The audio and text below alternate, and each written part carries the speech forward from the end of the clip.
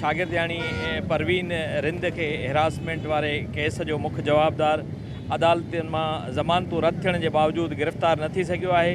गुज़िरियल 4 ॾींहंनि खां परवीन रिंद पंहिंजे वारसनि समेत सियासी समाजी धुरियूं शहरी बुख हड़ताल ते आहिनि, पर अञा ताईं को बि नंढो वॾो ऑफिसर हिननि वटि डायरेक्टर आहे उनखे गिरफ़्तार कयो वञे। उनजी जॾहिं ज़मानत बि रद्द कई वई आहे त उनखे छो आज़ादु पियो छॾियो वञे। उनखे ज़मीन ऐं आसमान ॻी न वियो।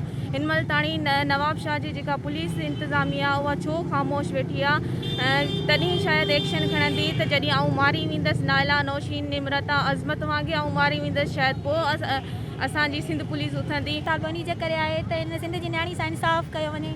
आख़िर सिंध जी नियाणियुनि सां केतिरी नाइंसाफ़ी थींदी, कॾहिं नौशीन कॾहिं निमरता कॾहिं हिन नियाणी सां ज़्यादती, त केतिरनि नियाणियुनि सां आख़िर अहिड़ो थींदो त नियाणी मतिलबु के महफ़ूज़ न आहिनि। चौथो ॾींहुं आहे प्रेस क्लब ते बुख हड़ताल ते वेठी आहे ऐं डायरेक्टर जेको आहे गुलाम मुस्तफ़ा राजपूत उनखे गिरफ़्तार कयो वञे त जीअं सिंध जी ॿियनि नियाणियुनि सां कॾहिं बि ईअं ज़ुल्म न थिए। ऐं असांजो चीफ जस्टिस साहब खां मुतालबो आहे, आर्मी चीफ खां मुतालबो आहे त ही फौरी तौर नोटिस वठी कानूनी कार्रवाई कई। परवीन सां इंसाफ़ कयो वञे त जीअं सिंध जूं नियाणियूं अदम तहफ़्फ़ुज़ जो शिकार न थियनि। कैमरामैन अलाबश खुश्क सां गॾु निज़ाम शेख, KTN न्यूज़, दादू।